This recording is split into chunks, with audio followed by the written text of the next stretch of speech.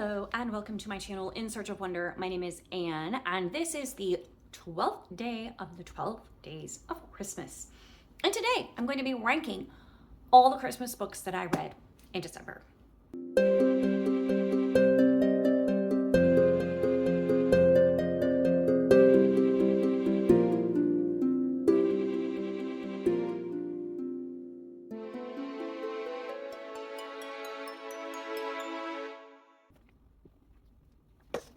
Let's start with the nonfiction that I read in December. I read 10 fiction books in December that were Christmassy, which was more, I think, than I've ever done. Hence, I felt the need to make a completely separate video about it. Plus, I didn't do my weekly reading vlogs at all in the month of December, which has been a nice break. But that means I've read all these books and I haven't had a chance to really talk about them, so I wanted to talk about them today. As I said, I'm going to start with the nonfiction books. I read 4. Now, I did not actually complete all 4 of these, but one of them, The 12 Ways of Christmas, I will be completing over the next couple of days. And by the time you watch this, I will be done with it. And then The Miracle of Christmas, I started and I got about a third of the way through. I will be finishing up over the next Christmas or two. It was the one that I read as devotional with my boys. And I know enough about it to compare it to the other books that I have here. Let's start from the bottom and work our way up. In position 4, not because it's a worse book, but there was no spiritual benefit to this one. It was just historical nonfiction, informational, and so that was good, but it doesn't have the added edge of being beneficial to my soul. All the others were Christian nonfiction, so they just were more meaningful for me. So that's why it's in the 4th spot, but that doesn't mean it was a bad book. And that is The Regency Christmas Traditions, A Jane Austen Christmas by Maria Grace.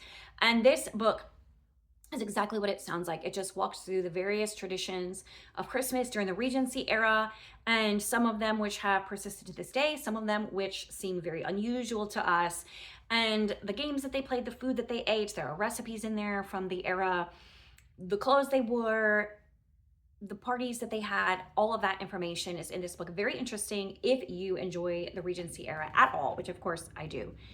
And so that's at the bottom. And then we have in the next place, The Miracle of Christmas, which apparently was at one point published as God with Us by John MacArthur. And this one I was reading with my boys, and it is interesting, but I also find it kind of basic, but it might not be basic for everybody. For someone like myself who has grown up in church, not only have I grown up in church, but my father is a pastor, my father-in-law is a pastor, my brother-in-law is a pastor, my husband works at a church, my brother works at a church, my other brother was a missionary. Like, we have been, like, we're just, I don't know, just, I come from a very strongly Christian culture where we spend a lot of time in the Word and studying these things. I grew up in this, I live and breathe it. So for me, this was pretty basic, but other people may not find that. So I don't want to say that it's really basic, because I think it may not be for people for whom this information is actually brand new. So it talks about various aspects of Christmas from a theological perspective, the characters in the story, etc. But it also has some interesting little extra pages that are kind of like parenthetical, that have sort of historic information, cultural information, background information, etc. So it is an interesting book. It just was not as of particular interest to me this year. And then the next one I have is The 12 Ways of Christmas by David Jeremiah.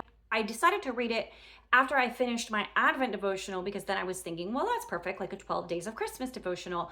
But it really is much better to be read earlier in this season as more of an Advent devotional, although it only has 12 different devotions in it.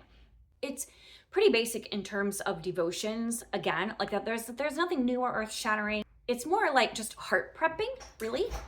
Okay, I had to pause, so I have no idea what I was really saying anymore. Apologies, but this has been good, but it's not very deep. First of all, it's more just encouraging and inspirational sort of thing than really in-depth or theological or anything like that. So it's not bad, but there's a place for it.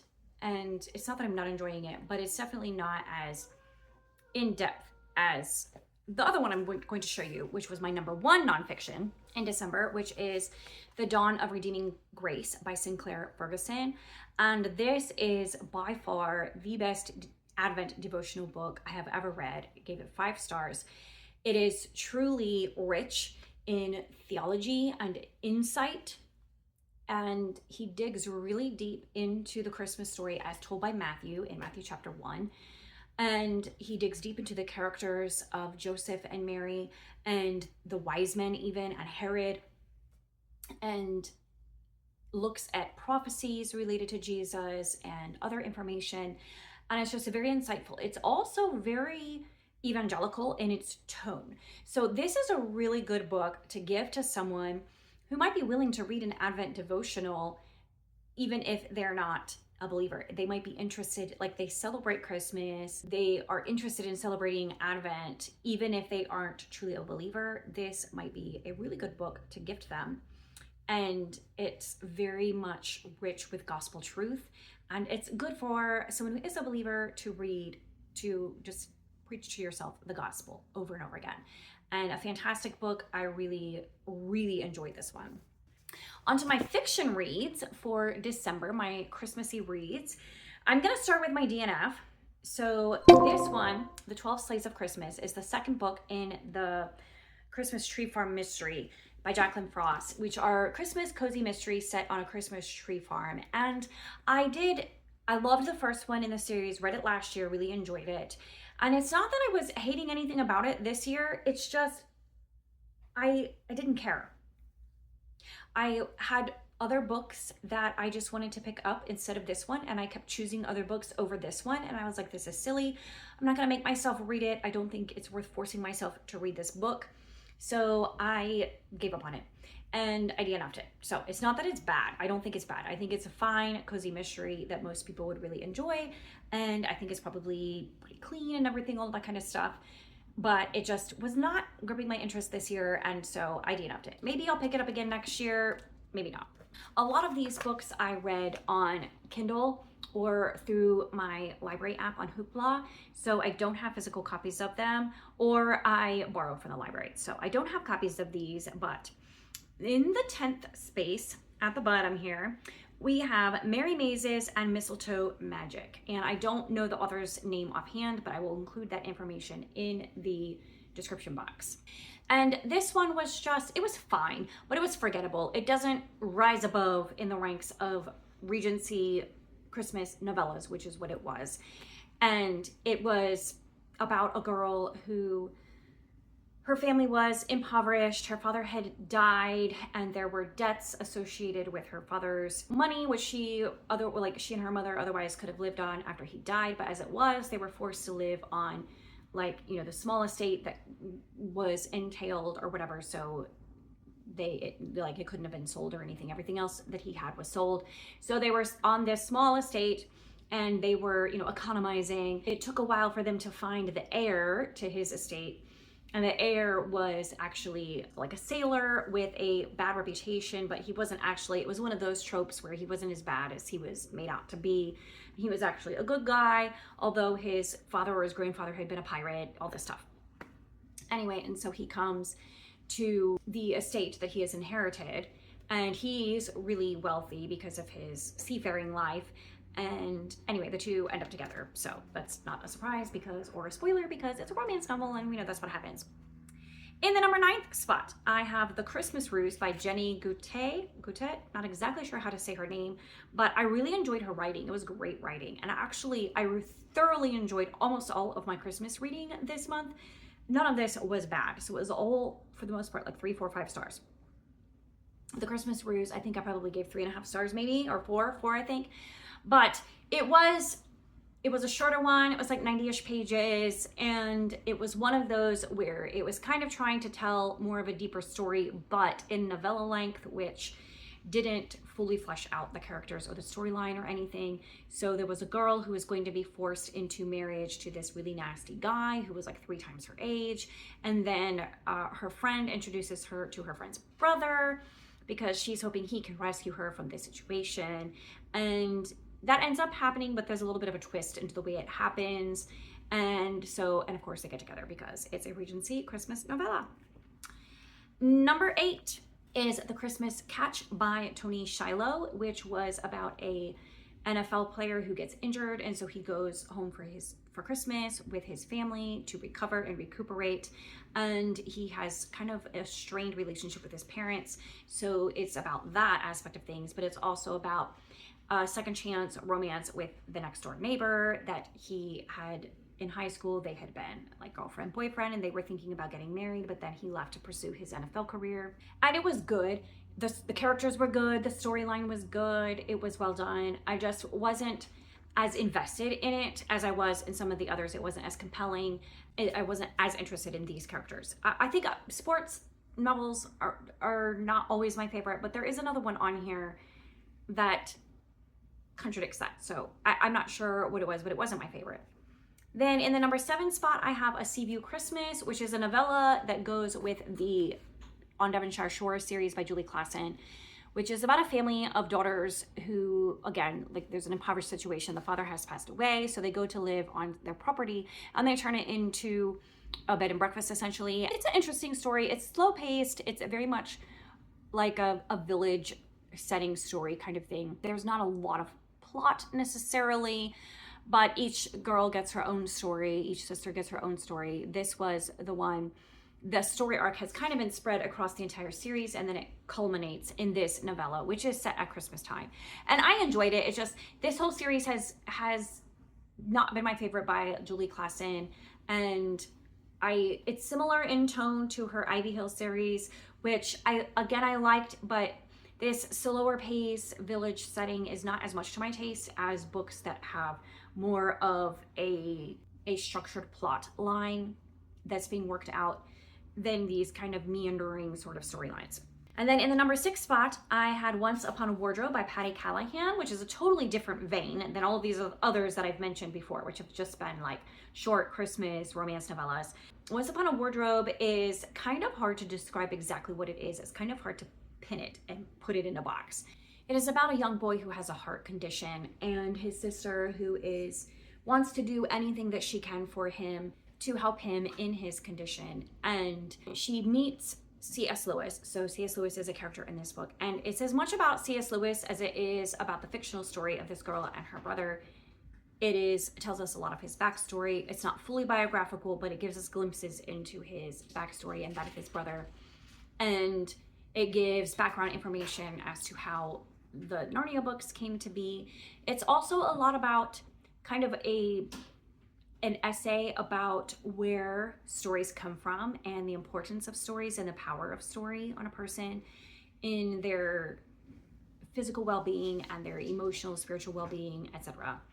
And I very much enjoyed it, but it's hard to put it in a box and pin it. It's not really a story. It's more of a fictional essay kind of thing, and also a little bit biographical, but it was overall enjoyable. And then in the number 5 spot, I have Christmas with Hans Christian Andersen. And that one was very good. There were 4 short stories by Hans Christian Andersen. Not all of them were specifically Christmassy. 1 or 2 of them maybe were only tangentially related to Christmas, more like seasonal, I guess.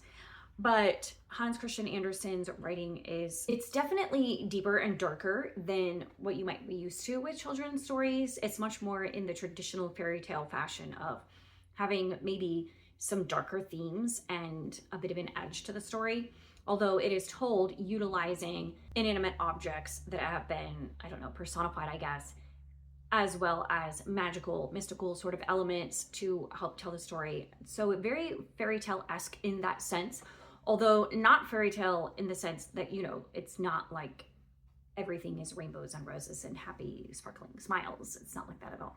Very interesting, and I read it for my Reading the Classics challenge, which for December was to read a classic Christmas short story, and I really enjoyed it.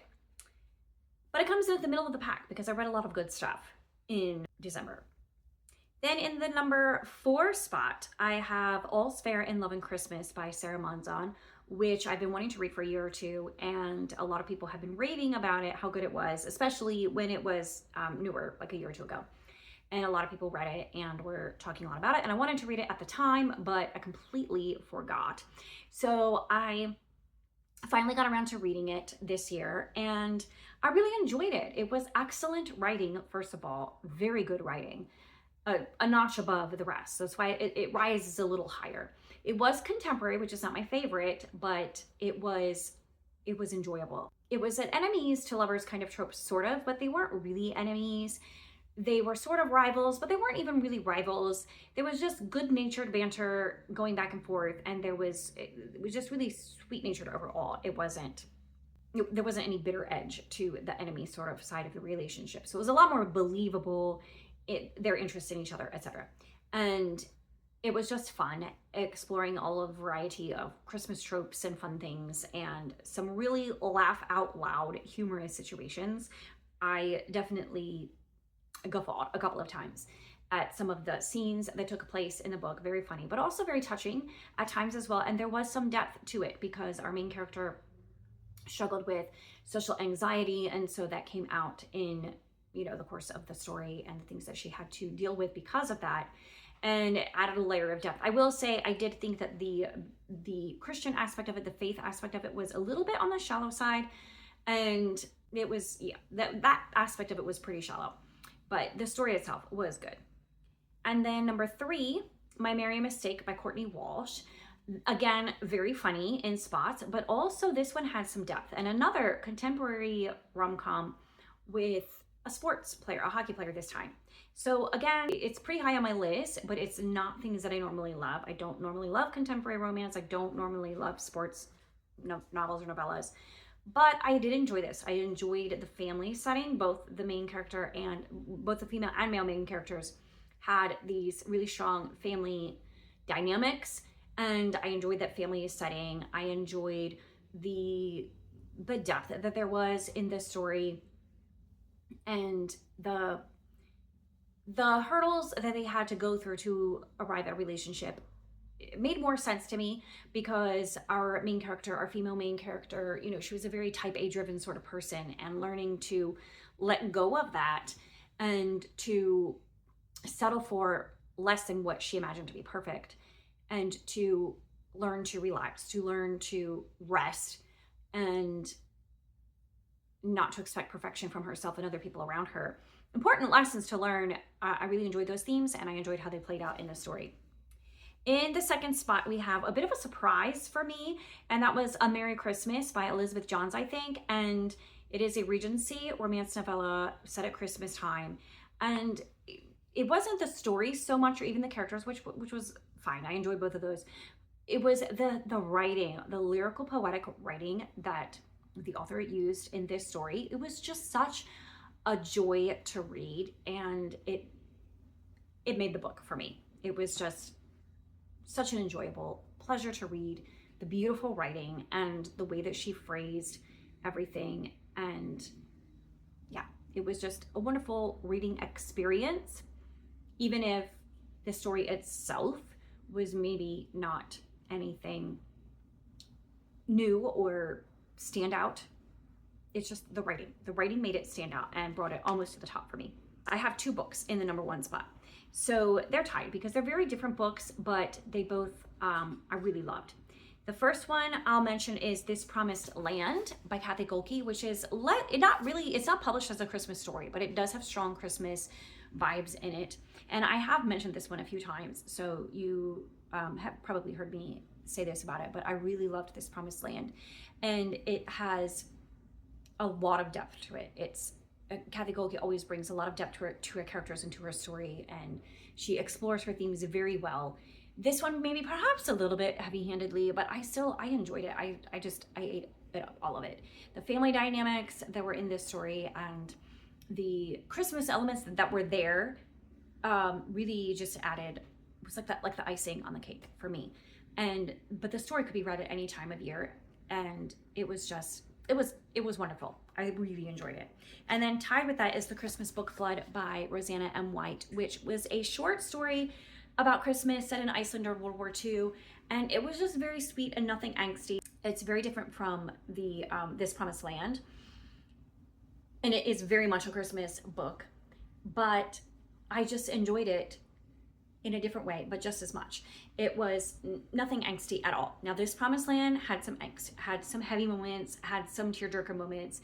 There was none of that in the Christmas Book Flood. It was just pleasant. All of the difficulties that were presented at the beginning of the story were worked through without any problems over the course of the book. And along the way, you were introduced to delightful Icelandic Christmas traditions, as well as wonderful characters, sweet characters, and a sweet story. And I just enjoyed that for what it was. I really needed that this Christmas, and it hit the spot, and I loved it so much. So those are my Christmas reads from this year, 2025. It's probably my best December Christmas reading ever. I've never read so many Christmas books, and I've never read so many books in one month that I really just enjoyed. Ranking them was kind of hard because even the ones at the bottom, I enjoyed them, even if they were, kind of forgettable, not long-lasting reads that will stick with me forever. I enjoyed the reading of them, and they were all great. So I can recommend any of the ones that I talked about. Even the one that I DNF'd was still good. I'm sure people would really enjoy reading it. I think I would enjoy it if I was in a different mood for it. So anyway, those were my Christmas reads, and this is technically the 12th day of Christmas, but I may have one or two tricks up my sleeve with some bonus content coming up in the next day or two. So stay tuned for that, and I will see you again. Bye.